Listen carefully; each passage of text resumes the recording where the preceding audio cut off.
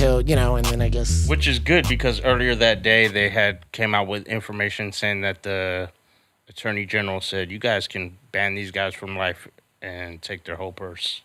Right. So the fact that later that day they gave him half and said not even we're finding you the other half, we're still just withholding this, but at least you get paid this for now while we investigate. Yeah. Seems to me like a good sign. What I really appreciated was that the old guard of quote unquote UFC good guys came out in defense of Habib in the sense of what's right is right. I.e., people like Chuck Liddell, Ronda Rousey are all like, how come the guy who throws a dolly doesn't get any consequences, but the guy who jumps out the cage, which is such a part of the sport, and we're looking at it, this is crazy. So it's interesting.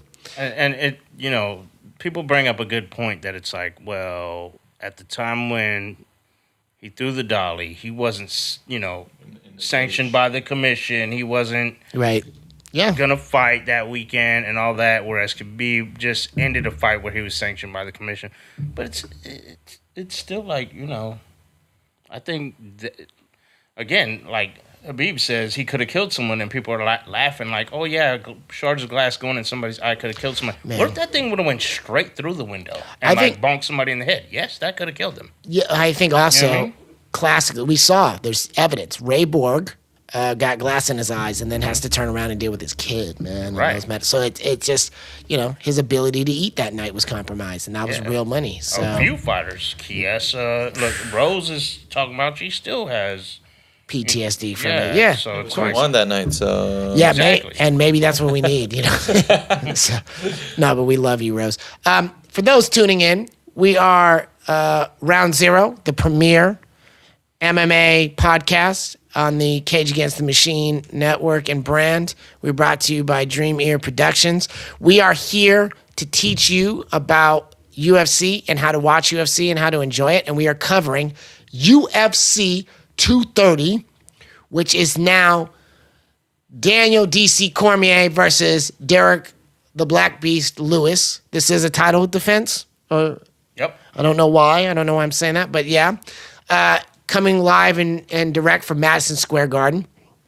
I myself am the SweetMBA. I am joined by Brane Damage, as well as I don't have a name. Jiu-Jitsu U. I don't know if I like that, but Fair, fine, fine. You could just say Fred. My professional. What I do is actually I'm an estimator, so you can call me the estimator. You're a real estate estimator? No, I'm a construction estimator, a solar estimator. I did not know. Solar. You just call me the estimator. The soul estimator. We got the doctor. He's sunning you. We got the MBA. He's sunning you. He's the estimator. Estimator. It's like you're like. That should have been my Cajun name, too. Exactly. Fred, the estimator. Now we're gonna call him the estimation point. Love it. This is a special one. Mikey Mo was supposed to be here, but traffic and life changes got in the way. And then, of course, the nefarious Dr. J.K. Atkins is under the weather. This card is also under the weather and almost didn't happen, so it's ironic. So we miss you.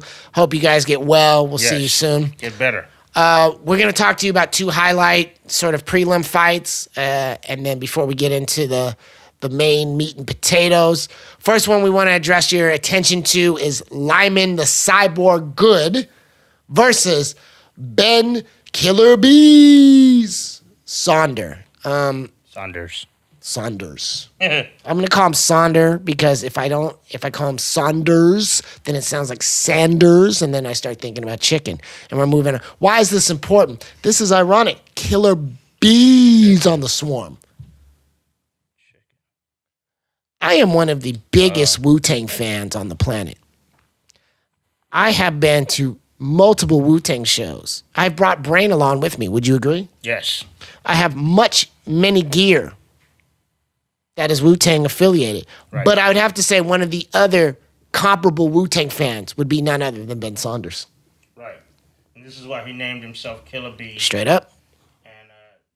I've been a fan of Ben Saunders for a long time. I seen him come out of the Tough Show, which has sadly gone downhill. Which one was he on? Was he on season 2 or? No, he was somewhere within the first 10 15. Yeah, early. But yeah, definitely not that early. Was he on the BJ Penn? He might have been. I don't remember. I don't either. 10th Planet guy. And for him to step up, I think this is 2 weeks. Yeah. 2 weeks that he stepped in. So that shows, man. And I mean, the dude is not on a good streak. I want to say he's lost more than he's won recently. And for him to step in, that shows he's ready to go to war. Because a lot of these guys, they're on that verge of like, if you lose again, you're getting out. They're going to play it safe. Yeah. So Killer B, he's ready to go to war anytime. And this is, I want to say, his third stint in the UFC. So he knows what it feels like. And it's rough because his last fight was a loss to his training partner, Alan Juban. So it's And three out of the last four is what that he lost. And, and good is, I think I want to say 16 months off. This guy's been off and lost his last one as well. Yeah, although that physique is looking a little. Let's see how you test, homie. Let's see how you test. I'm gonna say that this is in Madison Square Garden, and as we know, Wu-Tang ain't nothing to F with, especially not in their hometown. I think Saunders pulls it off, and we see a second round submission. I think Good is from New York, though. That's not good for Saunders, then. Yeah. So All I don't bad. know. Are they almost up with their contract, or do we know? I think Saunders is probably on his last one. I don't know about Lyman. I feel like a lot of this card are people kind of cleaning house. Well, that's why Ben probably took it, because he's probably hearing all these good contracts outside with like one FC. Right. Just give me this last fight, I'm out. Right. Give me a new deal. Yeah, and Eddie Alvarez, no money. Right. Hey, out. No, I'm not gonna go there. But if he can pull off a championship, man, it's the first trifecta. 3 time, right? You know what I mean? Yeah, but let's not So even go there. and Saunders, this dude he's got highlight striking. He's very dynamic. He's got the knees. He's got the Muay Thai. Yeah. He believes in that Jeet Kune Do. I know you're not a big fan of Bruce, but he believes in it big time. But a lot of people sleep on his jiu-jitsu. I'm a fan of Fred, though. Yeah. A lot of people sleeping on his jiu-jitsu, though. But he is 10th Planet. So. He is 10th Planet. Seems to work very well for MMA. Yes. Correct me if I'm wrong. I would say it seems like the Henzo school and the 10th Planet seem to be like really competitive for MMA.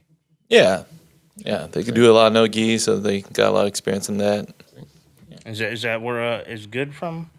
No, Good's not. I don't know. I can't even tell. I can't tell if this brother's Latino or Indian or Indian Latino. He clearly looks like a superhero off of some Netflix show that I have yet to add to my queue, which I will. He looks like Mini Overeem. Underream? Underream. Oh, terrible. Who have you picked? Picked? But why would you name yourself Cyborg? You know who Cyborg is. Because these new guys, these new jacks, they have no respect for what's come before. He's not really new though. He's just not been around. It's just like Young Thug wants to call his album Carter. It's like I'm not a Lil Wayne fan, but I know better. I don't know so who are you picking? I picked Saunders. I picked him by decision, but I would not be surprised if he pulls off a slick submission. First guy to pull off the omoplata in the UFC. Somebody did it a couple weeks ago. Yeah, he did. I can't remember who. I've had a tough day at work. Tough week, so I didn't do any studying. But Me too. But judging by the pec size of Good, Yeah, if he lands. I'm going to pick Ben Saunders. Yeah, if he lands. Yeah, he's got a little bit of that Yoel Romero beach muscle. He might get tired. Moving on to our next fight. This is my first of How Could You Dana fights. And the reason why I call it that is I feel punished. I want to see this division move forward, but I also don't want to see these two fight. So we have Sarge Eubanks versus Roxanne Modafari. Now, why do I like these two fighters? Sajara is my soul sister. I do appreciate the way she fights. I relate to it. She moves forward. She's got these disgusting high roundhouses that catch people in the chin, and her ground and pound is as vicious as it comes. And so to bring that to women's MMA, it's wonderful. But on the same time, you have Happy Warrior, which if my mom had stayed doing judo and there had been MMA back in the 50s, my mom would probably be Roxanne Modafferi. Yeah. She literally, like, when you know, you guys have come over and met my mom, that she just acts and talks like Roxanne Modafferi. So it's kind of hard. It's sort of like, you know, if my mom had a kid who was a girl, she'd probably be Sujara, but instead she's Roxanne Modafferi. So I don't want to see these two fight. So what can we expect? If it goes to the ground and Roxanne ends up on top, it's going to be a rain of elbows. If it goes to the ground and Sujara ends up on top, we're going to be ground and pound. I don't, as much as I've seen Roxanne striking come leaps and bounds, I don't know that she can hang in the pocket with Sujara, who's spending all her time with Sancho fighters like Zabit and the King of Kung Fu. So I think, sadly, I believe Sujara will win by decision. Thoughts? I would agree with you. Sujara's definitely a lot faster than Roxanne. Roxanne's generally pretty stiff whenever I've seen her fight. So she's not light on the feet, so I definitely would agree with you. Yeah, if she keeps it standing, I would agree with you too. But I think, you know, Roxanne has way too much experience to know that she needs to get this fight to the ground. Her jiu-jitsu is leaps and bounds better than Sarge. Obviously, Sarge can negate that with the wrestling. Right. But I just feel like Modafferi's been around so long. She's been, you know, fighting since, I think, 2003. It was something like that. Overcome like a 6-fight, 4-year losing streak to, you know, up her game. Came through the tough house. And I just feel like her experience factor is going to be what wins her this fight. And I got her winning by submission. Nice. Okay. Well, those were our prelims. There are some other exciting fights that you should check out. We're just not going to talk about them. But you can read about them. You can read about them. Absolutely. We're there. Click on a link, enjoy, comment, criticize, and make lots of sound. Other than that, we are going to take a commercial break for commercials we don't have. Use the bathroom, take some water, and we'll be back. I am the SweetMBA. I am joined by Brett, the Estimator. As well as Brane. Everything you see, experience, visualize is brought to you by Dream Air Productions and the illustrious super producer by the name of DeShawn Davis. We'll be right back. This is Cage Against the Machine. Get at us. Chill. And once again, we are here. We are starting the main card of UFC 230. We are coming to the top of the card, which is going to be explosive, but for me personally, painfully disappointing. If you remember in the last segment, I talked to you about Eubanks and Modafferi and how they are part of my personal fantasy league for the UFC. Let me talk to you about my other two picks. This is my second Dana. How could you? Okay. So I've been a longtime fan of Derek Brunson since the Strikeforce days. He, along with Rashad Evans and debatably John Jones, were responsible for building the machine that became Jackson Winklejohn. He has family members who are really great support staff for everything we do here in Cage Against the Machine. We have a lot of love for you, Derek, even though you won't return my DMs. It's still okay. I'm still your fan. It's good. It's fine. What would I know about fighting? On the other hand, he is facing my wife's very favorite fighter, being from New Zealand. Although he is Nigerian, he lives in Auckland and fights out of city kickboxing and has the mentality of many of the young boys who live down there. So who are we talking about? None other than Derek Brunson versus Israel, the last style bender, Adesanya.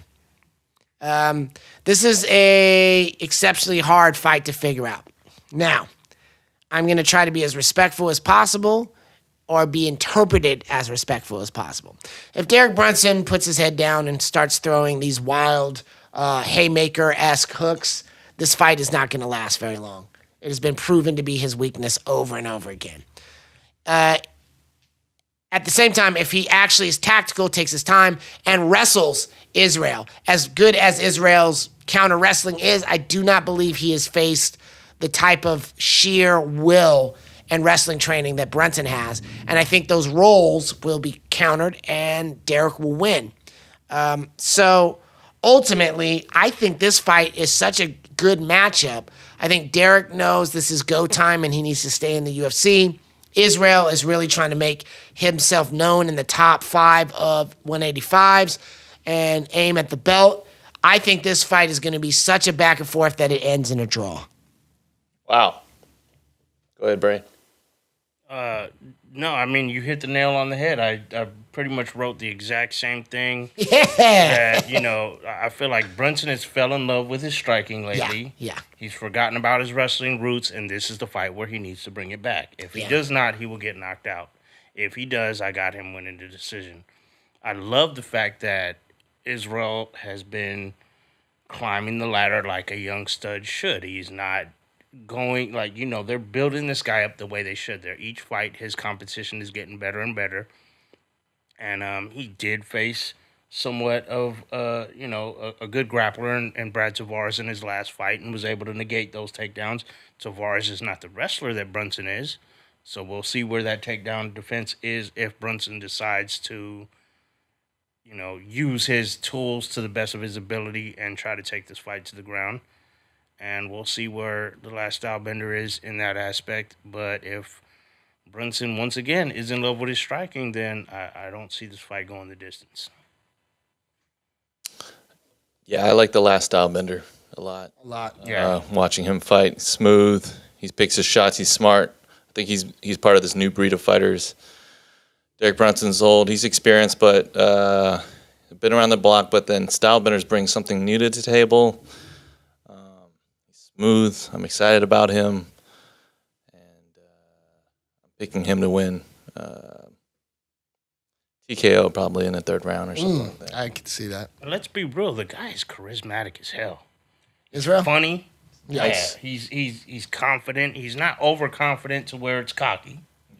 Maybe a little bit, but enough to where, it's not too irritating, at least from my perspective. And the style is just flashy. It's fun to watch. Yep.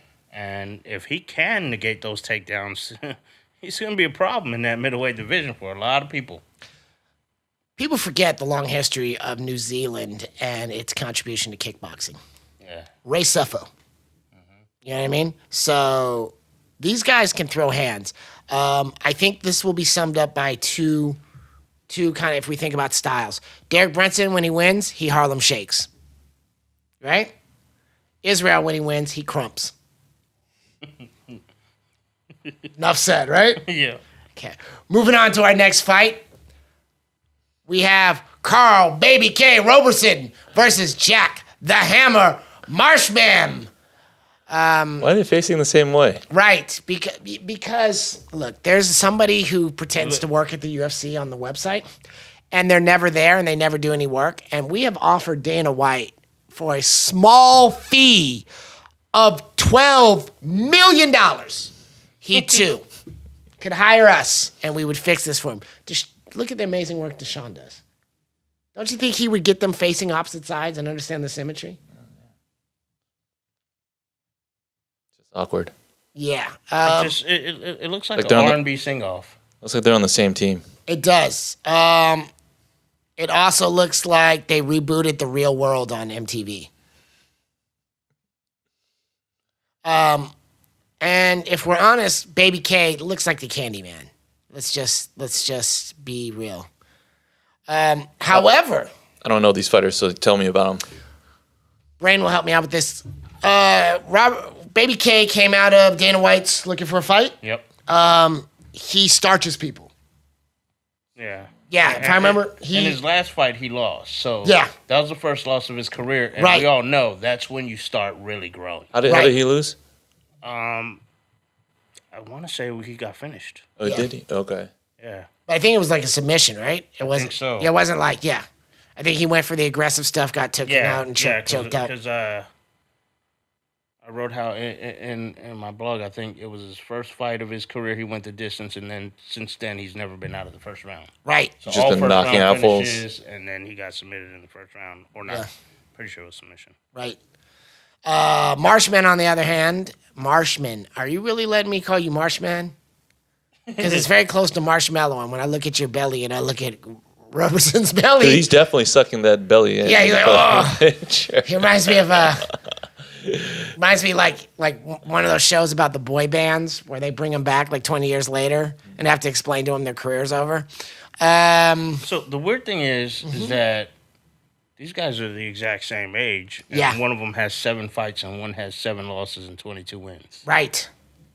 So there's a big experience factor, even though they're both Sure. still young. It's also a fight culture. Yeah, I mean, I would say that maybe MMA has been growing in that part of Britain much longer than where Baby K is from. I don't know exactly. But you and I know, I mean, that's the purpose of our podcast, right? It's like, for every one person who knows how to do a choke on the street, there's 100 people who have never really heard of MMA. I mean, I hate to keep referencing it, but I think that was the biggest takeaway from Khabib versus Conor, was that Americans started looking at the sport in the same way they look at boxing or NFL. And it took that two fighting each other to do it. I have a feeling it's going to be Robertson by second round TKO. I could be wrong. These are just the notes that I have. I don't have a lot of evidence. Thoughts? Well, Marshman came into the UFC on a 6-fight streak and has gone 2-2, flip-flopping his wins and losses. So he's definitely got the experience factor. Again, Robertson's very young in the game. Yeah. So there's that experience of, okay, they're both 28, but one has been fighting for 5 years longer than the other. But that's 5 years of wear and tear on his body that the other doesn't have. Right. Yeah, with someone with that you know what I mean? record, it's like you want to see how they actually step in the ring, if they're the same person every single fight, and if they are, generally the young buck usually takes them because he's new. Yeah, but then you also have that strategy where it's like, I've been here before. I've experienced 3 million things that you haven't experienced, where you might be stronger, but I'll outthink you. So. Right. And also, who are you training around? What are they preparing you? Are they pumping you up full of nonsense? Are they challenging you and pushing you to that cold, deep water to make you think about it and problem solve? So it'll be an interesting fight nonetheless. It's certainly not taco time. I will say this about this main card, that everything in the main card is interesting to me as opposed to some of the fights in the prelims. I'm like, okay, I might arrive to see Wolf a little late. Or that might be a time for me and DeShawn to discuss our next idea to take over the world. Do you guys have anything more to add to this bout? And I appreciate you for doing the homework, because I'm just not going to.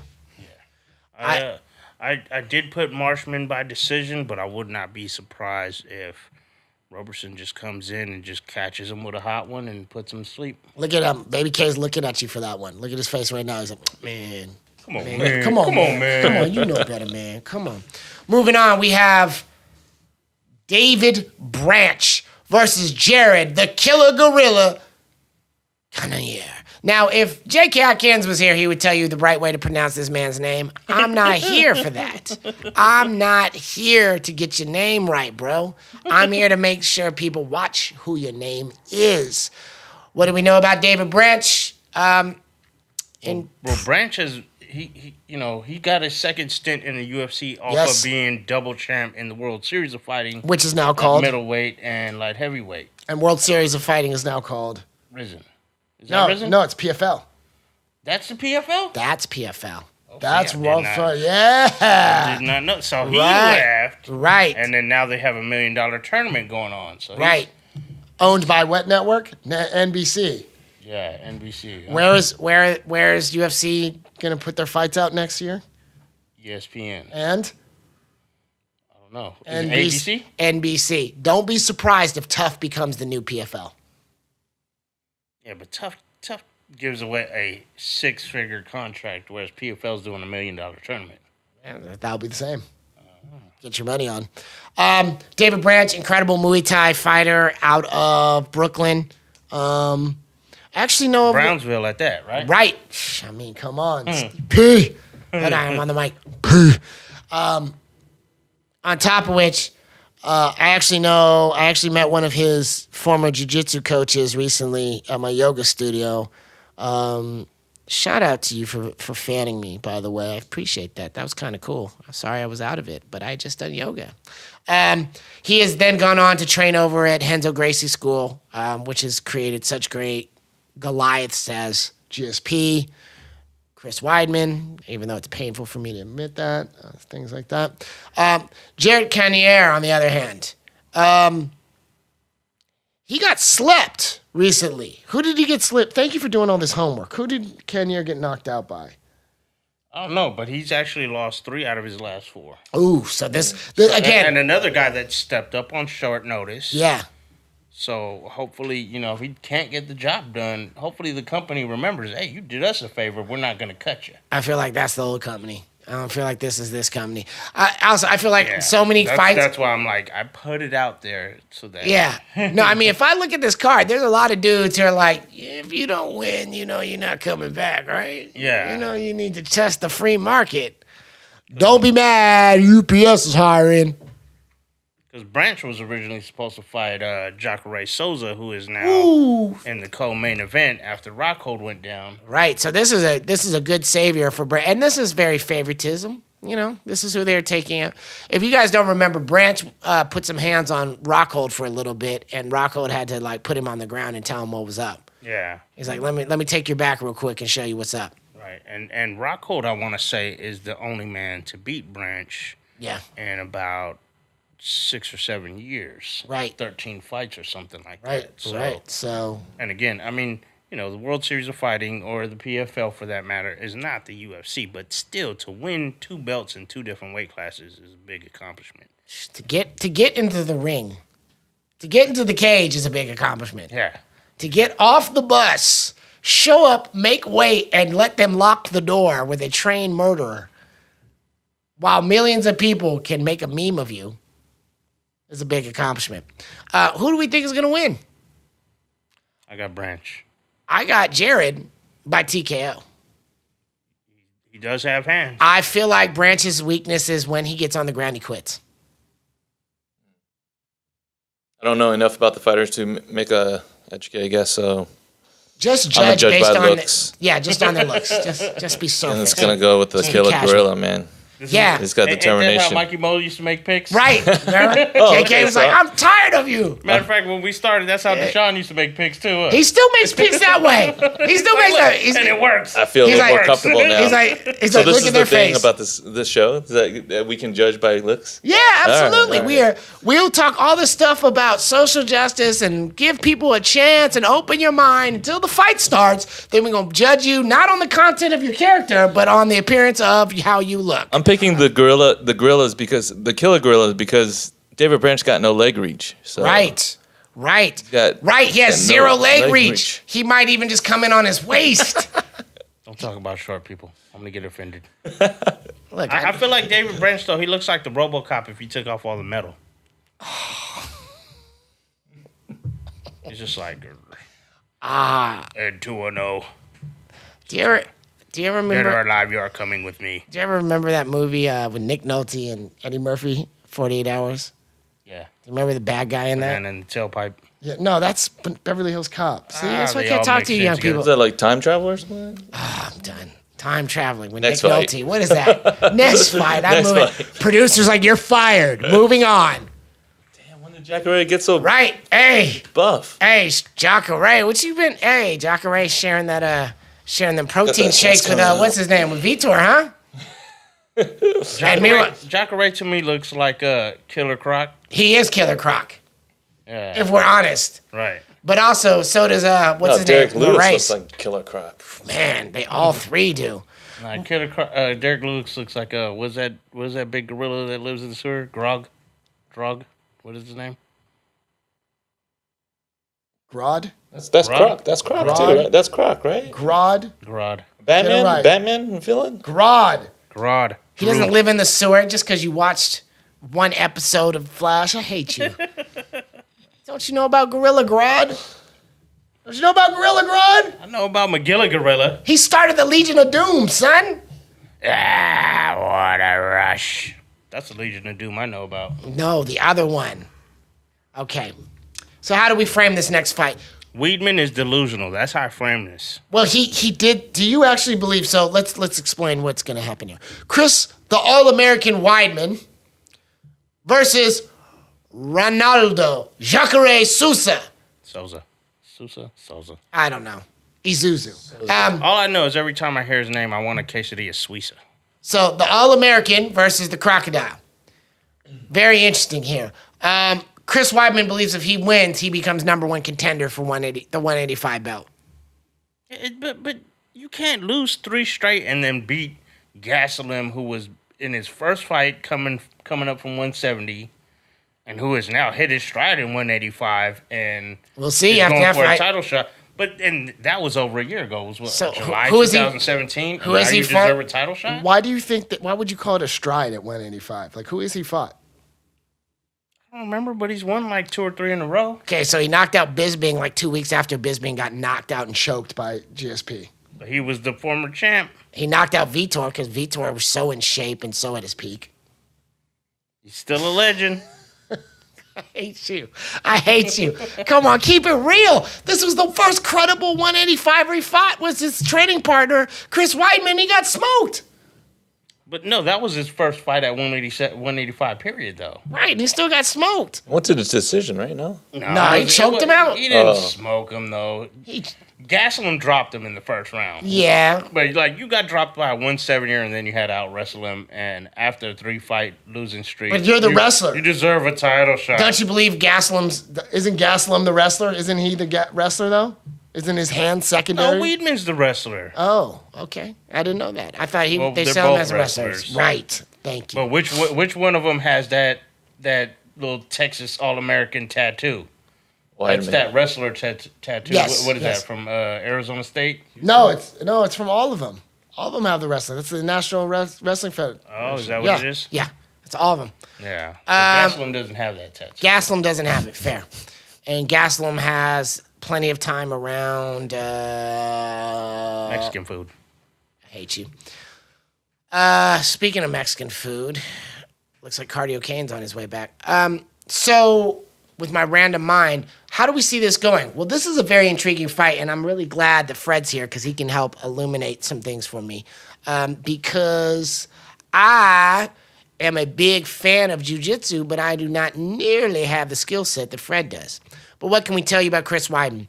Chris Weidman is not only a student of Ray Longo in terms of boxing, but he's a direct student of Matt Serra in terms of jiu-jitsu, who's a direct student of Renzo Gracie. So he's not only trained under Matt Serra, he's trained under John Danaher in a lot of those gi and no gi type jiu-jitsu, which is what complemented his wrestling and made him incredible. If people go back and ever watch the first fight that he had with Anderson Silva when it went to the ground, it was argued by many of the Gracies that Weidman showed a clear advantage on the ground during that fight.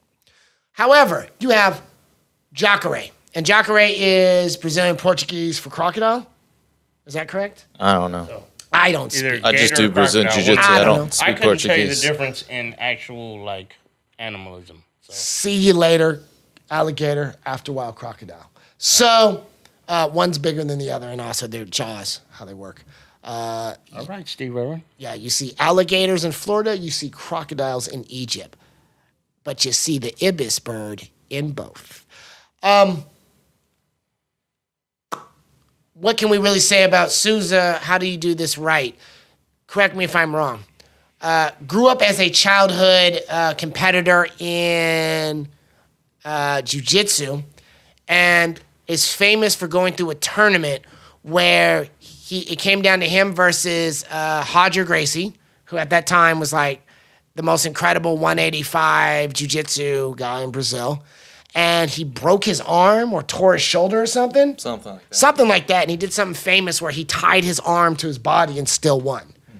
So his jiu-jitsu and grappling has always been incredible. As we've seen in recent days, his striking has really come up.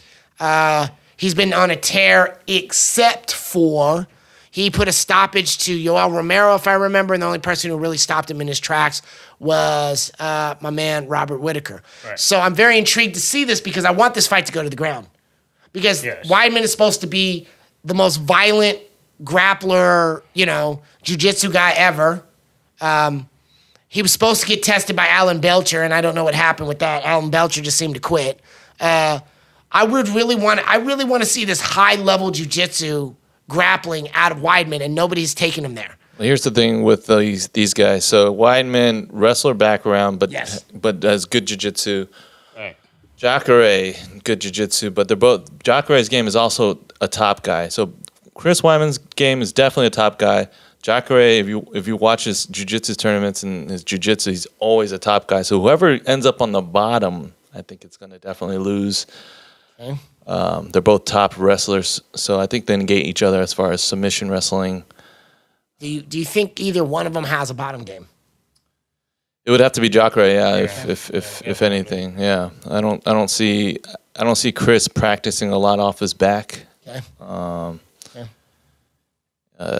He's more of a top. Yeah, I haven't seen Chris actually on his back, but Jacare definitely has a game off his back if needed. Yeah.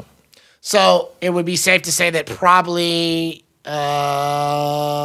Jacare submits Weidman. Yeah, that's what I put. I put Jacare by jiu-jitsu. Wow, nice. Right. What, do we have a round? I didn't pick a round. I would say second. Second, because Coming out of a scramble. right, because it's not going to happen in the third. You're not going to fall for it again. I think Chris has lost his mojo too. I mean, I said that last time about somebody about Okukui, but Yeah. I don't know. Chris has been making excuses for his losses like recently. I got a knee in the head and all this stuff. It's just it's not a good mentality for a fighter. I hope he comes out of it, but right now he's on a slump. I have a theory, and it's probably because I'm what you would call a hater. Maybe his mojo came in a bottle, and it was shot into his butt. And, No? Okay. I don't know. let's be real. I mean, you know what? I'm just gonna leave it alone. I was gonna bring up the whole Anderson thing, and I feel like he got a little lucky that Anderson wasn't throwing back, but it is what it is. And he knocked him out. Yep. Then he broke his leg, and then he beat a couple of OGs in Vitor and Lyoto, and he thought he was the greatest fighter of all time. And then he got humbled by Rockhold, and he wasn't humbled. And he got humbled by Yoel, and he wasn't humbled. And he got humbled by... Who was the third guy that beat him? Because I know he lost 3 in a row before Musasi. Yes, Gegard. Oh yeah, Gegard. So it was actually Rockhold, Gegard, and then Yoel, right? A spinning sidekick or what? That was the knee. A knee. His weakness is the knee. Yeah. And so That's the problem I feel, and the dude is good. Don't get me wrong. I don't like him personally. He has a Hawaiian wife, so I give you props there. But I still, I thought she was Puerto Rican. She's both. You're wearing a Hawaiian shirt Hey, and are you married to Chris Weidman? Well, I'm not a pretty New York chick, so no. that's why he's getting knee. Cardi Brain. No. Okay. Wyman's getting hit knee in the head because he's like a traditional wrestler. Like Yes. Greco-Roman wrestling keeps you upright because you're only Yes. upper body. But then when you're used to like down on your knees, shooting from the knees, that's why you're prone to like knees to the head. Yep. And let's be real. Sometimes the grappling aspect of a wrestler versus a jiu-jitsu guy negates to a striking fight. Yeah, and also I think it's easy to trick the Greco-Roman guys when you go into the clinch.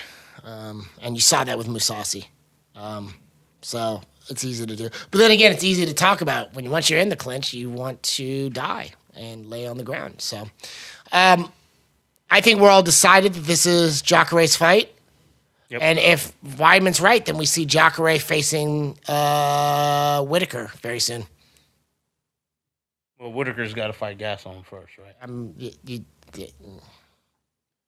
So, no, I'm just saying it Yes. wouldn't be that soon. Yes, It wouldn't be it'd be that soon. It won't be Right. that soon. But So I think... but you see my bias. I don't think my Gaston thing wins. is all I was pointing that out is I have a feeling this Branch Jacare fight will get rebooked before one of them gets a title. Oh, really? You think it'll be them again? If they both win. Nah, I think it's going to be the winner, Brunson and Adesanya, will come up into the mix between Branch and Weidman. I think Souza wins, and he goes on to face the 185 champ, and I think it's really about the winner of Brunson and Adesanya is going to be the number one contender, whoever he fights next. So we'll see in the 2019. We're going to take a break. We'll be right back. I am the SweetMBA, joined by The Estimator. as well as the Brane Damage, Brane. And everything you see, experience, and have in front of you is brought to you by super producer DeShawn Davis at Dreamier Productions. I'll be right back.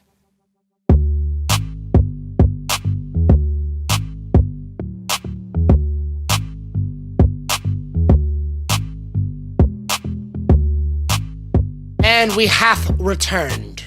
The Round Zero Cage Against the Machine podcast. We are now at our main event of the evening. I would like to get super hype about this, but I can't lie to you. This says that it's a heavyweight title belt. It's more of a thanks for saving the card, guys. It's something about this next guy. Every time he gets to Madison Square Garden, he has to take a fight that he knows he can win to save it. I'm not mad at that. We have Daniel D.C. Cormier, the two-time double champ, versus Derrick, my big black balls are a beast, Lewis. This is not, it is pause, but he said it. He was talking about his heated balls. Okay, this is not a deep conversation at all. Let me say a couple things before we start. DC stepping into the octagon will be the first time anything named DC has thrown up something good on a theater-sized screen in the last 5 years.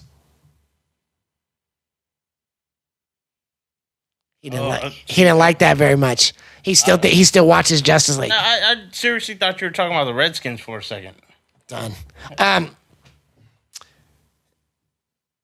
There's so much to talk about here. You wonder why. People ask me, why do you wear this shirt every time DC fights? Because I knew when he fought Rumble, if he beat Rumble, he would be this guy. We knew that we were going to end up here. I think there's a moment that we've been talking about on the off, and Fred and I talk about between rounds, and Brane and I talk about between rounds. And what it really is there was a lot to be said about the McGregor Nurmagomedov fight after it was said and done. But the most powerful moment about it that really sums up why I love martial arts is Khabib's off in the crowd telling Dylan Dennis how Bay Area he is and how, he's calling him out about it. And he gets picked up and put back in the octagon. And somebody's like shaking him around like, hey, you need to chill, calm down. And he looks left and right, and it's Daniel Cormier, it's Luke Rockhold. And the look he gives them after just destroying Conor McGregor, the looks he gives them is like, oops, my bad. Sorry, big homie. And you got to love the character of who is Daniel Cormier and the integrity that he has to have to be able to hold that kind of weight. And I appreciate that about him more and more. And I've always been a fan. And we always talk about how instrumental he was when we first met him at the CFC event. We said, hey, we do this podcast for this audience. He's like, what do you need from me? He's always been a huge supporter. Do I think that Derrick Lewis has done enough to earn a title shot for the heavyweight belt? If I'm honest, no. Do I think that Daniel Cormier picked an opponent that it's a challenge for him as he's open about his last two fights? No. Daniel Cormier is trying to get paid. Derrick Lewis is trying to get paid, and they're going to have some fun doing it. Yeah, I mean, he said it himself. He on the spot, he was asked, do you feel like you deserve this shot? Is this something that you really wanted or you couldn't pass it up? And he said, I couldn't pass it up. He even said after his last fight, which was not a dominant performance. His last two fights were not dominant performance, even though they were wins. He did knock the last guy out. The one before that we're not going to mention. And he even said, I need to work on my cardio. I'm not ready for a title shot, but they said we need y'all to save this card. So yeah, they probably said, this is what we're going to pay you. And he was like, sign me up. Right. And he just fought a month ago. Right. And DC, we know, has still got an injured hand from Stipe. So there's a lot of possibilities that could happen. There's many things that could happen in this fight.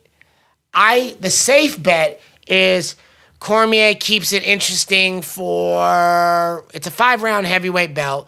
I don't think that Lewis can barely make it through 3. So I don't see them doing, this is some old, Hulk Hogan Ultimate Warrior where DC's going to try to carry him for a while.